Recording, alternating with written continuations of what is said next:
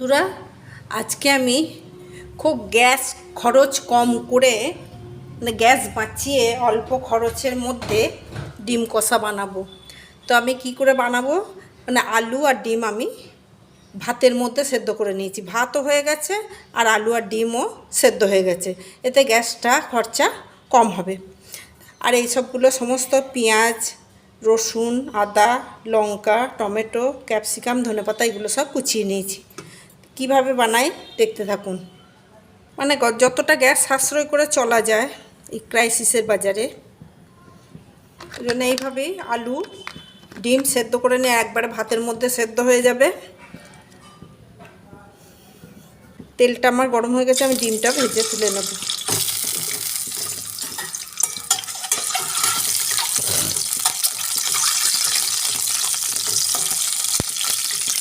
আমি ডিমটা একটু কাট দিয়ে নিয়েছি, দিয়ে ভেজে নিচ্ছি। তুলে নেব।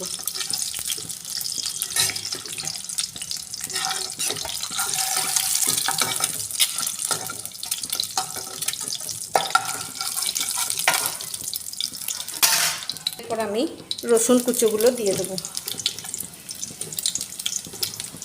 আদা কুচো দিয়ে দিলাম, পেঁয়াজ কুচো দিয়ে দিলাম,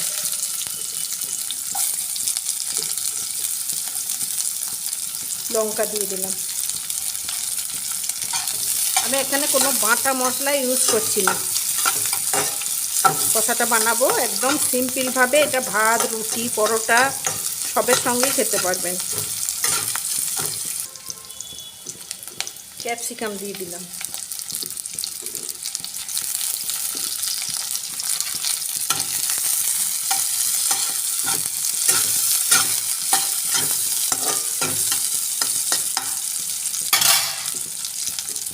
টমেটো দিয়ে দিলাম,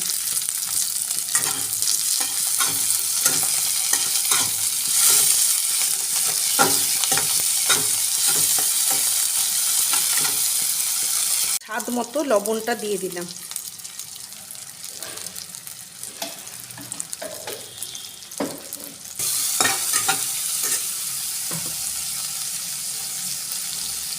এর মধ্যে সেদ্ধ করা আলুটা দিয়ে দিলাম।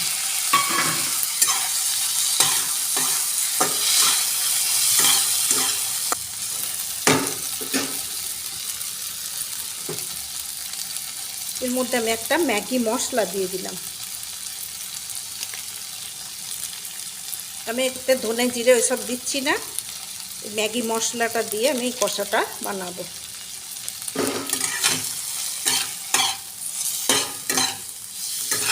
আপনারা যখন ডিমটা ভাতের মধ্যে সেদ্ধ করতে দেবেন, ডিমটা একটু স্কচ ব্রাইট দিয়ে সাবান দিয়ে বেশ করে ঘষে ধুয়ে নেবেন, তাহলে ডিমের মধ্যে নোংরা লেগে থাকলে সেইগুলো উঠে যাবে। আমি ওইভাবেই ডিমটা ভাতের মধ্যে সেদ্ধ করেছি।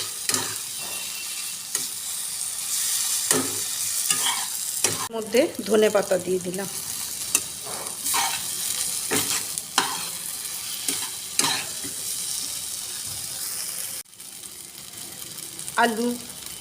আলুটা একটু মাখা মাখা হওয়ার জন্যে অল্প একটু জল দিয়ে দিলাম।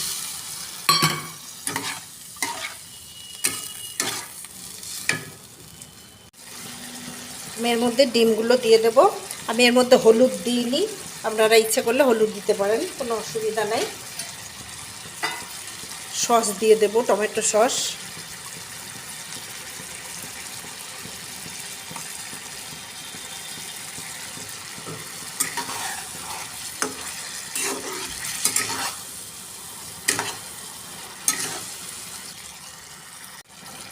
আমার ডিমের কষা রেডি হয়ে গেছে।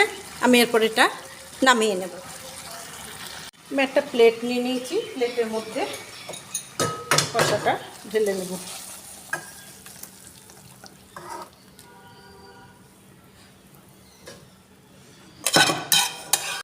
বন্ধুরা, আমার এই ডিমের কষাটা আপনাদের কেমন লাগলো অতি অবশ্যই বাড়িতে বানিয়ে খেয়ে বলবেন। যদি ভালো লেগে থাকে লাইক, শেয়ার, কমেন্ট করবেন এবং সাবস্ক্রাইব করতে ভুলবেন না। ধন্যবাদ।